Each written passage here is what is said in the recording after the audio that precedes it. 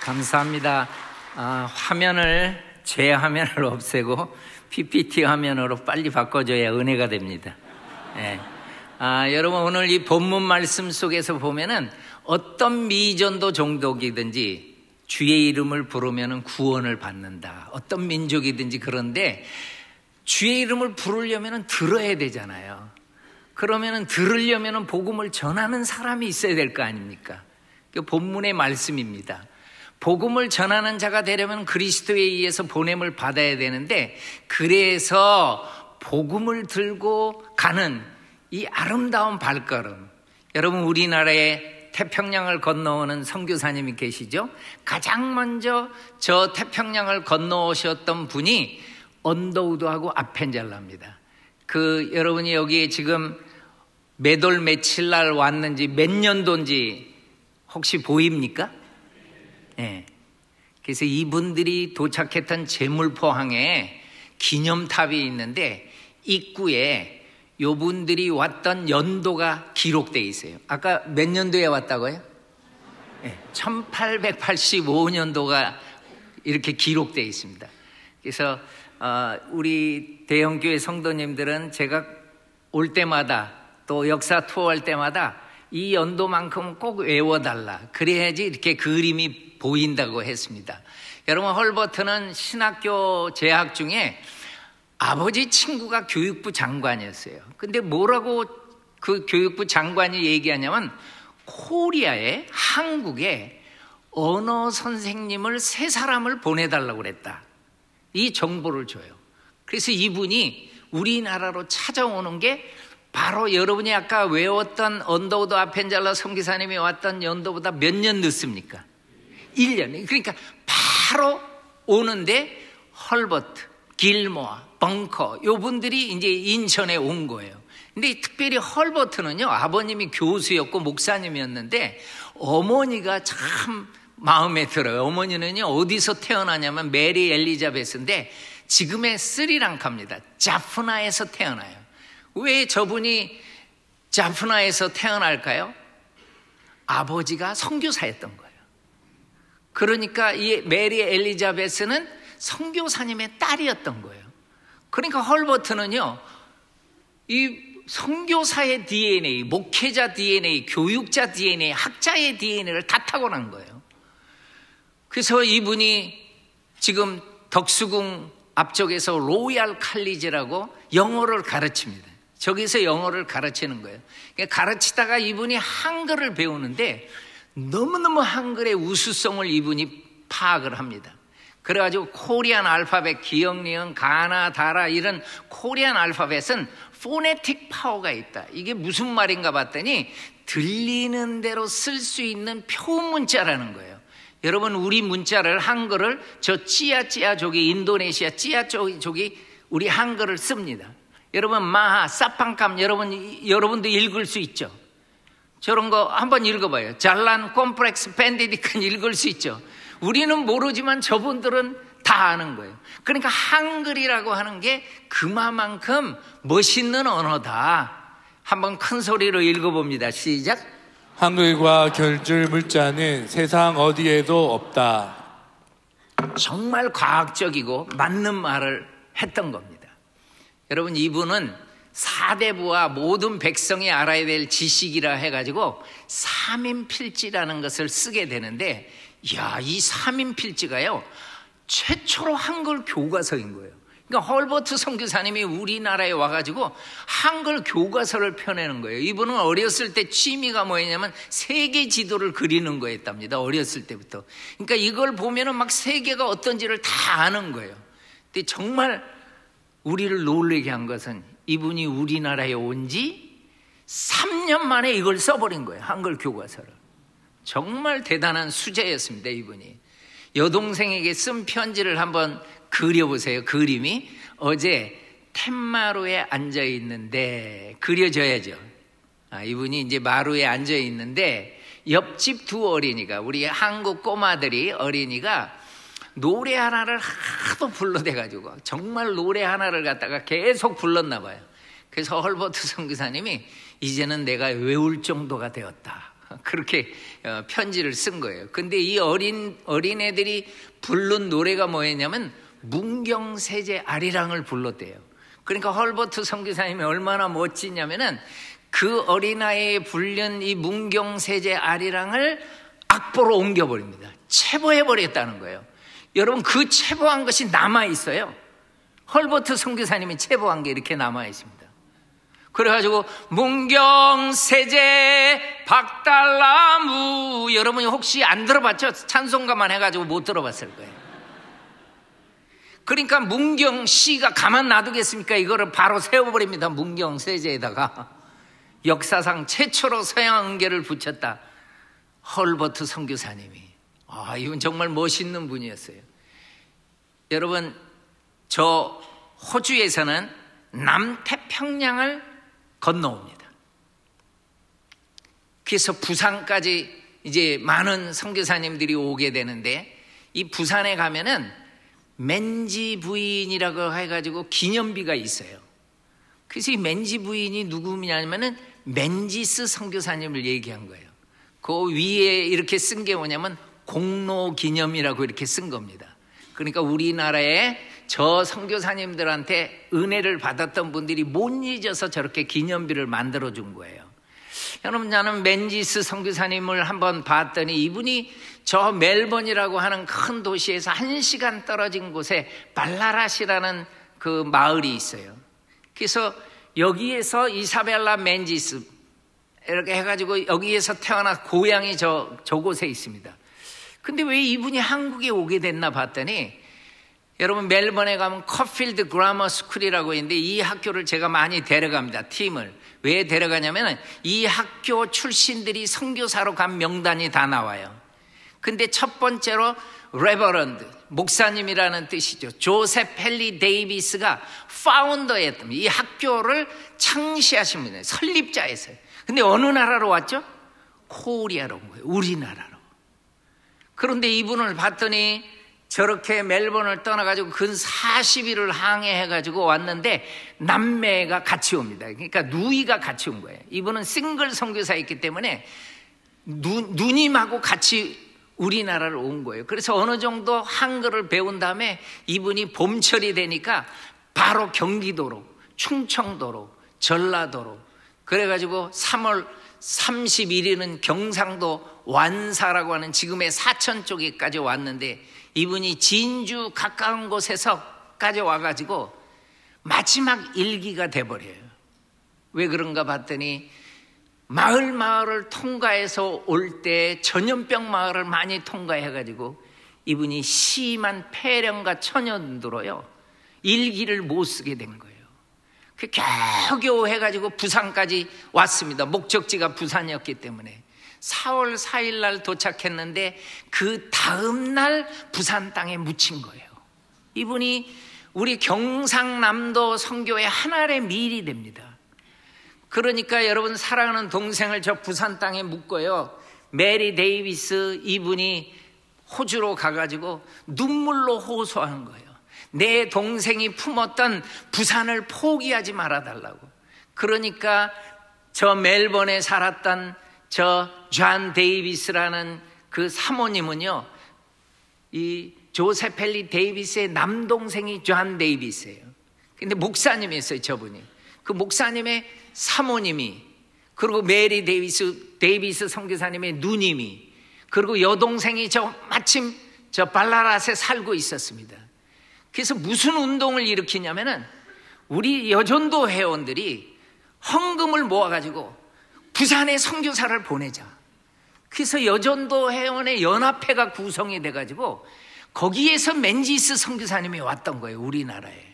저분이 발라랏에서 살면서. 그냥 1891년 10월 달에 보면은요, 5분의 선교사님이 부산에 옵니다. 그리고 부산에 도착한 3개월 만에 이 사라 사모님이 폐렴으로 또 쓰러져요. 그래서 부산 땅에 두 번째로 묻히는 거예요. 그래도 포기하지 않아요. 많은 분들을 부산 땅에 보냅니다. 맨지스 선교사님은 고아들을 돌보면서 그 고아원생이 크면서 일신 학교가 됩니다. 지금의 동네 여중고가 되어 있는데 저 일신 학교를 하면서 그러니까 은혜 받았던 분들이 맨지 부인, 그리고 옆에 모 부인이라고 나와 있어요. 이 모 부인은 누군가 봤더니 무어라는 선교사님이었어요. 엘리자베스 무어라는 선교사님이었는데 1892년에 왔으니까 맨지스 선교사님보다 바로 1년 늦게 옵니다. 이게 초창기에 오신 거예요. 이분은요 정말 건강하게 경상남도를 다 다닙니다. 동네, 기장, 울산도 옵니다. 그리고요 막 마산, 함양, 의량 정말 많이 다닙니다. 이분이. 그러니 여러분 이분이 쓴 글이에요. 재밌습니다. 우리 남자들은 읽지 마세요. 우리 여자분들만 한번 읽어봐요. 시작. 그림이 그려지죠.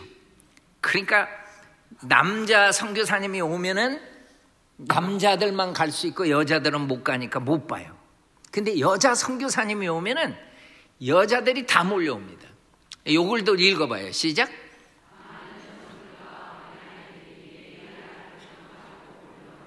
정말 구경하러 그렇게 많이 온 거예요. 그래서 아예 선교사님들은 어떤 선교 전략이 있냐면 구경 선교가 있어요. 구경 선교. 구경하세요 해가지고 복음을 전하는 선교 그 전략이 나오더라고요. 그러니까 이분은 여자들을 많이 전도하고 교육을 시키고 그러면서 통영을 개척을 해요. 예. 그리고 왓슨 선교사 부부가 같이 통영을 개척해서 통영에서 가장 먼저 세워진 교회가 대화정 교회입니다. 대화정 교회. 이 교회가 지금의 충목교회입니다. 통영에 가면은 볼 수 있는 이 교회입니다. 선교사님이 세운 교회예요.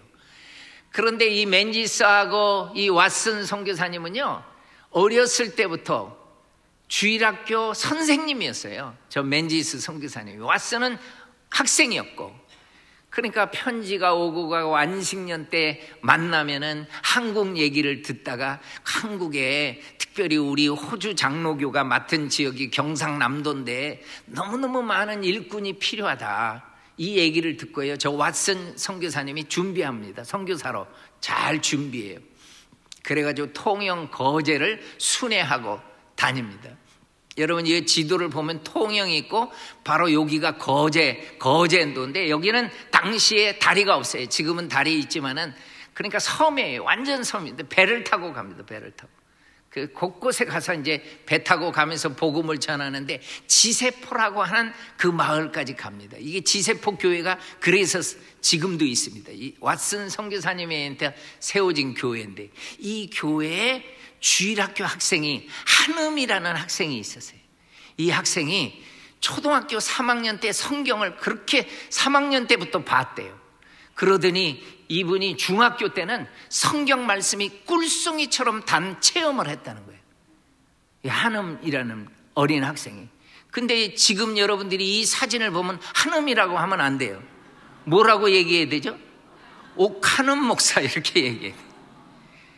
야, 그러니까 선교사님이 세워진 이 교회에서 이 옥한음 목사님이 성경을 읽고 꿀송이처럼 달았다는 체험까지 하게 되고 그래가지고 사랑의 교회를 개척을 하잖아요. 그러니까 이분이 태어났던 그 고향을 우리가 갔었습니다. 작년에 여기에 갔었던 사람 여기 있잖아요. 여기 요 사진에 보면 여러분 보이죠? 요 뒤에 보이는 사진이 옥한음 목사님 고향 교회예요. 그리고 이제 이 교회가 이제 이 교회에서 예배를 드리다가 이제 옮겼죠. 지금은 이렇게 잘 지어진. 우리 다 여기서 갔었고 우리 울산 대형교회는 너무너무 많은 사람들이 지원을 하기 때문에 간데 또 가도 아무 상관이 없어요. 간 사람만 안 오면 돼. 그래서 막 다니면 돼요.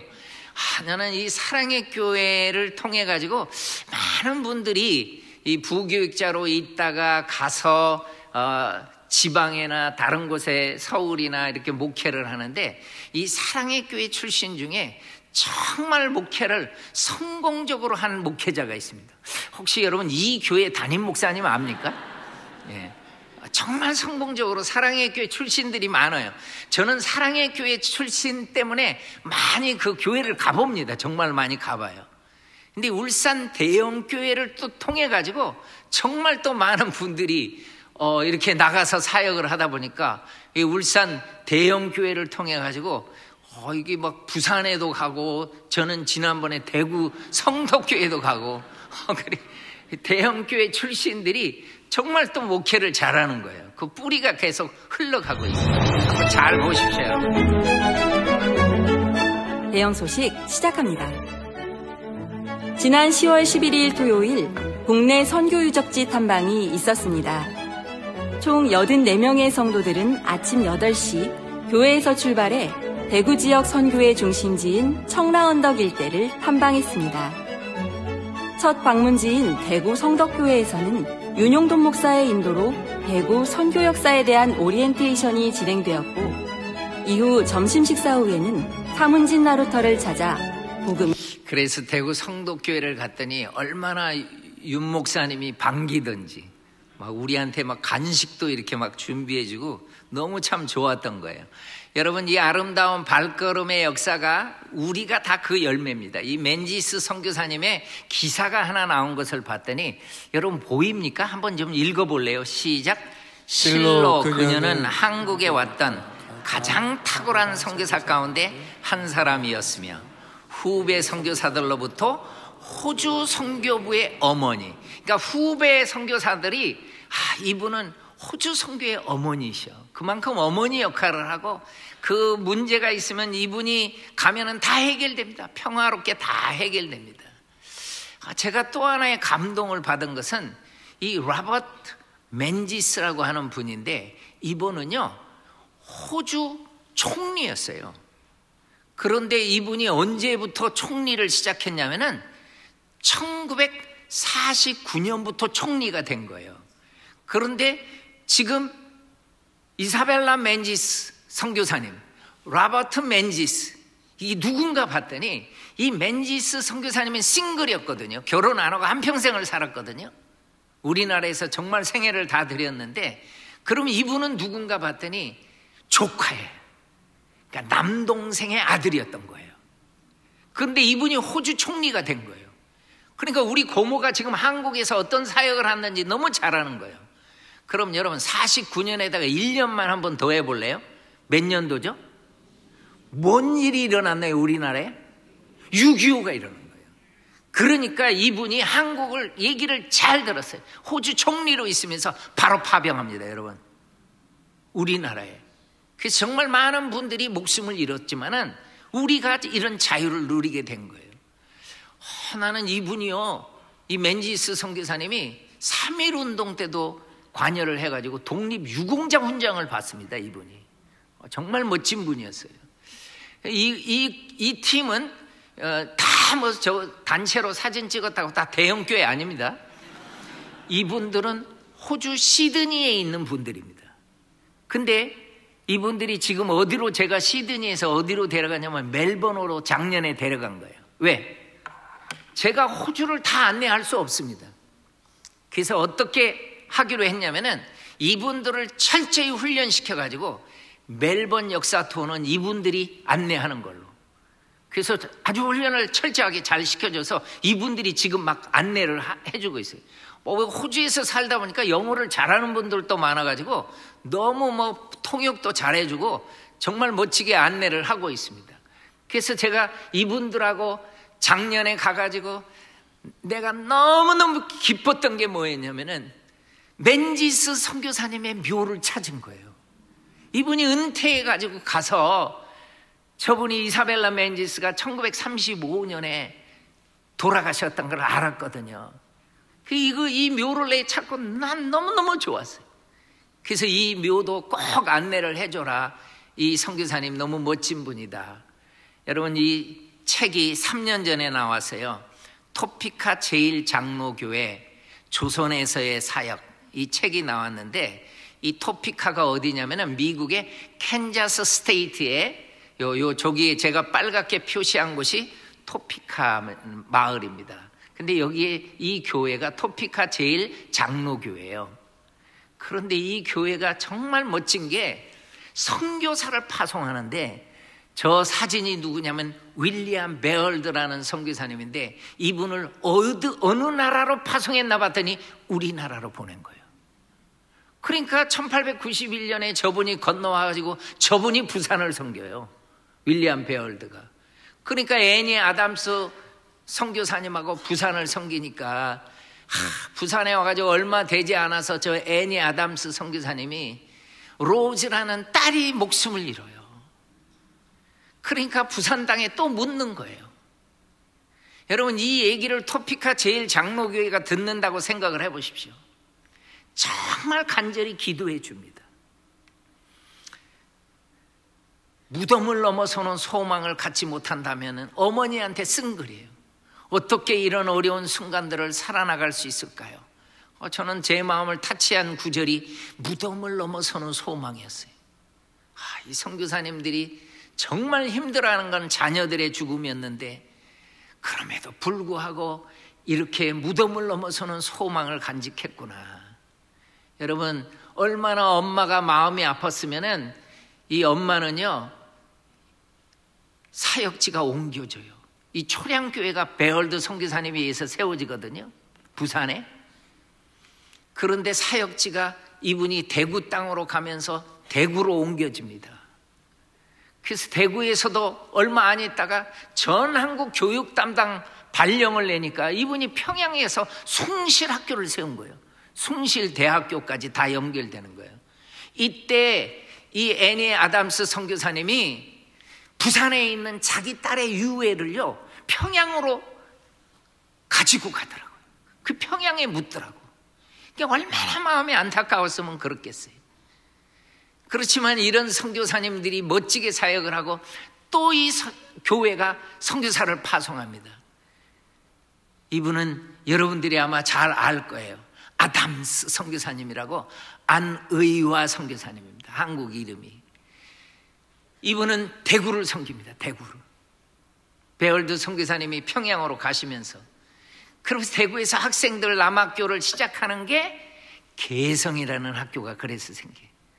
선교사님에 의해서 신명도 생기지만은 이 아담스 선교사님의 아들이 대학을 세워요. 그게 계명대학교입니다. 그러니까 다 연결되는 거예요. 선교사님의 이 교회가 방일량이라는 선교사님을 파송합니다. 윌리엄 블레어라는 선교사님이에요. 이분은요 남동생도 우리나라에서 정말 멋지게 한평생을 다 드리고 멋진 사역을 하고 갑니다. 이분들 때문에 예수 믿은 사람들이 그렇게 많아요. 그리고 이 교회가 맥큐니라는 선교사님을 파송합니다. 윤산원이라는 한국 이름을 가졌어요. 이분은요 일제한테 미움을 받아가지고요 찍혔어요, 일본. 그래서 본국에 갔다가 다시 옵니다. 그리고 숭실학교 교장 일을 하면서, 그리고 학교가 신사참배를 강요하니까 스스로 폐교 조치를 해버려요. 절대로 우리는 절하고 예배드리진 않는다. 정말 멋지게 살았던 분이에요. 그러니까 이분들이 이 교회에서 선교 보고를 계속한단 말입니다. 선교사님이. 누가 하겠습니까? 베일량 선교사님, 아니야 선교사님, 대구 사역을 했고 평양 사역을 한 보고가 계속 들어오는 거예요.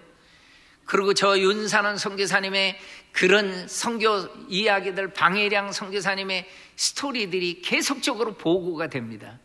이렇게 선교 보고가 되니까 한 소년이 이렇게 선교 보고를 듣다가, 소년이에요, 10대 때 선교사님의 얘기를 계속 듣다가 이분이 하나님 앞에 결심을 해요. 하나님, 나 선교사 될래요. 그래서 이 이름이 리차드 위트콤이라는 소년이었습니다. 이분이 선교사 되려고 잘 준비하고 있는데 대학교 때 선교사로 준비하고 있는 이분한테 대학교 때 어떤 일이 일어났냐면 1차 세계대전이 터진 거예요. 그래서 참전할 수밖에 없습니다. 저는 선교사님의 이야기를 보다가 선교사 후보생들이 전쟁에 가서 많이 목숨을 잃는 사람들 나 많이 봤어요. 근데 리차드 위트콤은요 이 1차 대전 때 살아납니다. 그러면서 군복무를 하는데 또 2차 대전이 일어납니다. 2차 대전. 계속 군복무를 합니다.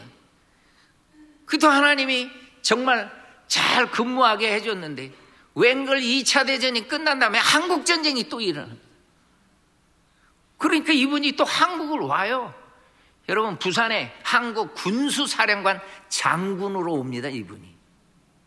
그래가지고 부산에 엄청난 역전의 대화재가 일어나가지고 그렇게 많은 사람들이 목숨도 잃고 이재민이 됐는데, 이분이요 부산 지역의 군수사령관으로 있으면서 피난민들에게 텐트를 주고 먹을 것을 주고 학교를 지어주고 병원을 세워주고 이주주택을 만들어주고 고아원을 지어주는 거예요.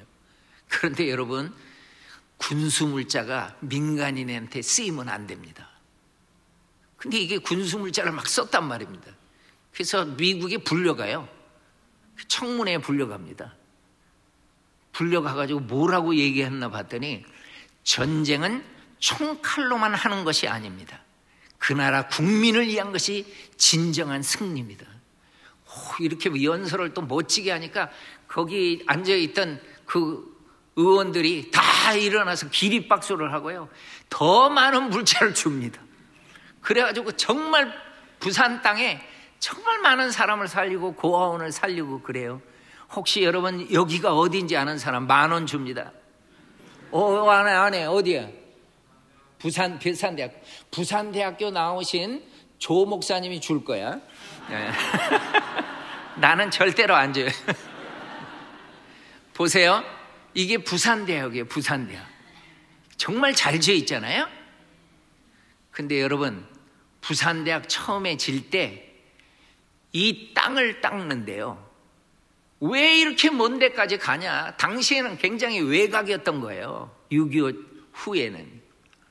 그런데 위트컴 장군이요, 여기를 땅을 사는데도 도와주고, 다 여기서 땅을 고르는데도 도와주고요. 나는 그래서 이 위트컴 장군을 뭐라고 불렀냐면은 군복 입은 선교사예요. 이분은 정말 일반 선교사님보다 더 많은 역할을 이분이 감당을 합니다. 그러니까 리차드 위트컴은 군복을 벗은 다음에도 끝까지 부산을 섬깁니다. 그러니까 유언이 어떻게 되겠어요? 나를 부산에 묻어달라는 거예요. 그래서 여러분, 유엔 묘지가 옛날에 이렇게 되어 있었는데 지금은 잘 되어 있잖아요. 부산에 장군으로서는 처음으로 묻힙니다. 그것도 자기가 유언을 해서. 멋진 분이죠. 그래서 저는 생각을 해봤어요. 이 토피카 제일 장로교회가 한국에 그렇게 많은 선교사를 파송하더니 우리가 사는구나. 여러분 한번 보십시오. 방해량 윌리엄 블레어라는 선교사님은요, 평양 대붕이 일어날 때 1907년에 이분이 부흥회를 인도하고 기도회를 인도했습니다. 본인이 직접 했던 거예요. 그러니까 뭐 살아있는 그 현장을 다 목격을 했던 거예요, 이 선교사님이. 그러니까 뭐라고 얘기를 하냐면은, 장대영 교회에 이런 역사가 있었다. 마치 건물의 지붕이 열리고 하늘로부터 하나님의 영이 거대한 산사태처럼 우리에게 쏟아진 것 같은 성령의 강력한 임재가 있었다는 거예요. 이게 한국 교회를 살렸습니다. 그러더니 이것으로 끝나지 않고 계속적으로 부흥의 운동을 전국적으로 펼쳐나가면서 교단을 초월해가지고 1909년에 100만인 구령운동을 일으킵니다. 그래서 우리 정말 전도하고 하나님 앞에 나아가자, 우리 정말 많은 사람들을 주님께로 인도하자, 이런 놀라운 역사를 이루었던 거예요. 여러분 한번 보십시오. 우리나라가 1600년 동안 불교로 우상 숭배하며 살았잖아요. 그리고 조선시대 때 숭유정책 쓰는 바람에 그렇게 집집마다 제사하며 살았잖아요, 우리 민족이. 그리고 반만 년 동안 푸닥거리하고 점쟁이 찾아다니고 이 무속신앙으로 살았던 우리 민족이었는데, 이렇게 사망의 땅 그늘에 앉은 백성으로 살아갈 때 여러분 보십시오. 여러분이 아까 외웠던 연도입니다. 1885년부터 선교사님이 오셔서 겨우 우리는 140년뿐이 안 된 거예요. 나는요 너무 놀란 게 뭐냐면은 많은 한국 성도들이 뭐 기독교가 오래된 것처럼 우리를 알고 있더라고요. 여러분, 우리나라 복음 들은 지 얼마 안 됩니다, 여러분. 아니, 불교의 1600년하고 상대가 됩니까, 우리가? 겨우 140년 뿐이 안 됐는데. 그런데 이 140년 뿐이 안 된 이 기독교 역사 가운데 여러분, 100년 됐을 때 선교대회 할 때, 여의도 광장에서 할 때, 저 100주년 선교대회 때 모인 분들을 한번 보십시오. 막 각 섬에서, 어촌에서, 산촌에서 다 왔습니다. 100년 만에, 여러분, 기독교가 복음이 증거돼서 100년 만에 이런 역사를 이룬 민족이 교회사에 없어요. 교회사에. 2000년 교회사에 이런 민족이 없어요. 정말 하나님이 우리 민족 사랑했던 것입니다. 그럼 어떻게 이런 역사가 이루어질 수 있는가? 저 유럽에서, 카나다에서, 미국에서, 호주에서 많은 세계를 품은 그리스도인들이 우리 민족의 얘기를 듣고 찾아오잖아요. 찾아오는 것으로 끝납니까? 선교사가 어떻게 혼자서 뭘 다 합니까? 그분들을 보내는 분들이 있을 거 아닙니까? 아까 토피카 제1장로교회처럼 보내는 교회가 있었잖아요. 그리고 성도들이 보내놓고 가만히 있습니까? 기도하죠. 간절히 기도하죠. 정말 가난한 사람들도요, 끼니를 굶어가면서 헌금을 모아가지고 우리 민족에게 드립니다, 여러분. 이 세계를 품은 그리스도인들이 우리를 살린 거예요. 그러니까 우리가 그냥 크리스찬으로 살다가 그냥 돌아가시면 안 됩니다. 우리가 어떻게 살아야 되는가? 나도 세계를 품고 살아야 되겠구나. 이거를 잘 기억하시면서 제가 결론적으로 여러분한테 다시 한번 말씀을 드릴게요. 서울의 중부 지역에 사역했던 선교사님이 묻혀있는 서울의 묘입니다. 선교사님의 묘. 여기는 전주에 묻혀있는 선교사님의 묘입니다. 여기는 광주에 묻혀있는 선교사님의 묘예요. 여기는 대구 땅에 묻혀있는 선교사님의 묘예요. 저 위쪽 안동 땅에 묻혀있는 선교사님의 묘입니다. 여기는 경상남도를 섬겼던, 특별히 우리 울산까지 와가지고 사역을 했던 많은 선교사님이 지금 창원에 묻혀 계십니다. 우리 어르신들은 마산으로 알고 있어야지 더 마음이 편할 거예요. 바로 여기에 묻혀 계십니다. 그리고 여기는 충청북도 땅입니다. 청주에도 선교사님 묘가 있습니다. 우리는 갈 곳이 참 많아요. 봐야 될 곳이. 여기는 충청남도 공주 땅에 묻혀있는 선교사님의 묘예요. 자, 이런 분들을 보내고 이런 분들을 기도하고 이런 분들이 찾아왔는데, 세계를 품고 살려면은 선교사적인 삶을 살아야 되는데, 우리 민족이 저렇게 살았던 분들 때문에 예수를 믿게 됐어요. 어떻게 살았는지 아십니까? 그분들은 기도의 영역을 넓히면서 살았어요. 본인들의 기도만 하지 않았습니다. 저 코리아에 간 선교사님을 위해서 기도해 줬습니다. 그리고 그들은 사업에 성공하면 성공한 대로, 그러면 어려우면 어려운 대로 굶어가면서도 금식하면서도 우리 민족을 위해서 도와주더라고요. 성경금 했더라고요. 그리고 자기의 삶을 멋지게 정말 영광스러운 선교사의 삶으로 우리 민족에게 찾아왔더라고요. 여러분, 우리도 마찬가지입니다. 우리를 통해서 우리의 기도의 영역이 넓혀지고 헌금의 영역이 넓혀지고, 그리고 우리 가운데 삶의 영역이 넓혀지면은 엄청난 모든 생명이 살아나는 귀한 역사가 일어날 줄로 믿습니다. 우리 이 시간에 하나님 앞에 이렇게 기도하세요. 하나님, 나도 하나님 앞에 살아가면서 이 복음의 빚진 민족이 되어서 예수 믿고 이렇게 좋은데, 나도 기도의 영역을 넓히고 헌금의 영역을 넓히고 삶의 영역을 넓히면서 살 수 있는 세계를 품은 그리스도인이 되게 해달라고 우리 주여를 한번 힘차게 부르고 동성으로 같이 기도합니다. 주여, 하나님 아버지 감사합니다.